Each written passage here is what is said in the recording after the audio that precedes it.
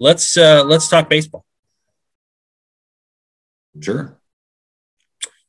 Nebraska played 2 awesome games on Friday and Saturday. And then, as can happen in baseball, their offense kind of disappeared on Sunday. Like they didn't make the plays that they had been making. That's true. What happened? Why does that matter? And of course, they're playing Iowa again this weekend. What are you looking at there? Well, first on the front end, the Friday game, Cade Povich comes out and strikes out 12. That was a good sign because he's supposed to be their Friday guy. It felt like his opener when he went 3 innings would be kind of an aberration, and I think he confirmed that to be the case in his outing against Ohio State. So that was a positive for Nebraska. Chance Roach coming out and shutting out Iowa the next day, similar sort of deal. I think through 2 weeks, you really start to feel like those 2 guys especially, Nebraska has a chance to win every time they're on the mound.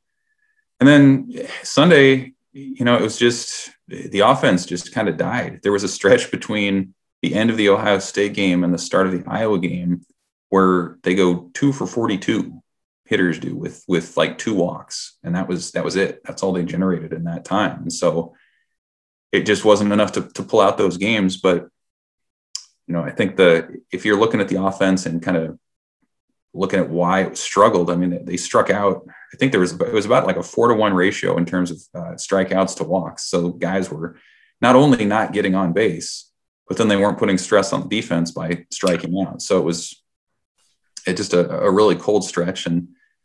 But as I kind of looked back on the weekend and even at these first 8 games, there are a ton of positive signs. I mean, right now Nebraska is number 1 in the country in fielding percentage. They have the statistically the best defense in the country right now.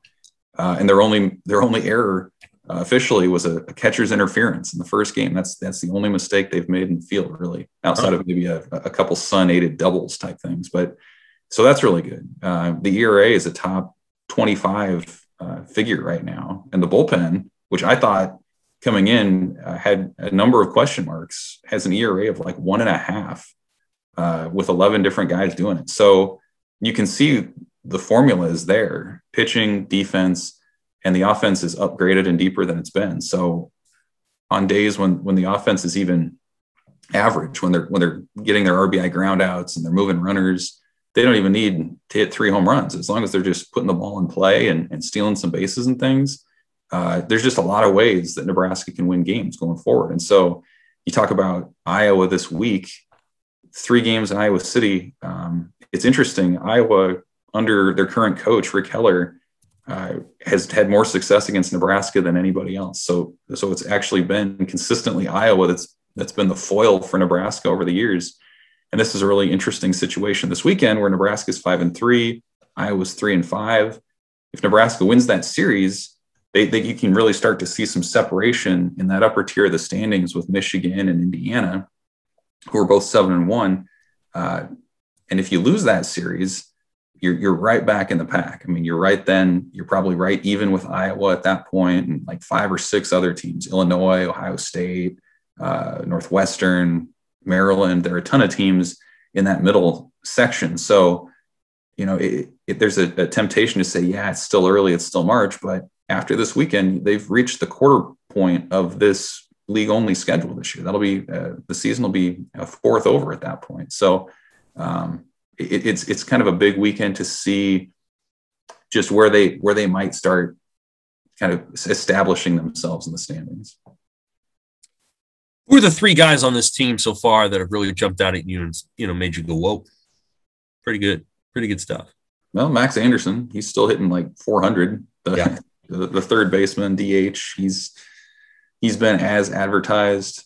Cade Povich, the Friday guy, striking out 12, I think was really interesting. He only got a few starts for Nebraska last year. He was a JUCO ad, and he was somebody that a lot of SEC schools were in on and had encouraged him to play another year of junior college ball when he chose Nebraska. So he turned down some pretty high-profile suitors to come to the Huskers, and he's shown out like he can be that guy that they need in a must-win sort of situation. So he's been good. And then Spencer Schwellenbach. I mean, he's been flawless at shortstop. He's got a cannon for an arm. He makes all the plays there look so effortless.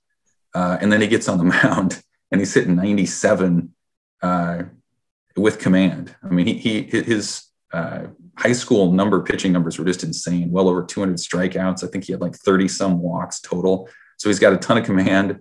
And he's that ace that Nebraska can just kind of hold on to for the ninth or for that high leverage spot. And, he might be the top Big Ten draft prospect this year, just for what he can do both as a hitter, fielder, and as a pitcher. There's a lot of avenues for him to succeed in pro ball. So, I would say those three certainly stand out. And then just in general, the depth, they've got so many hitting options.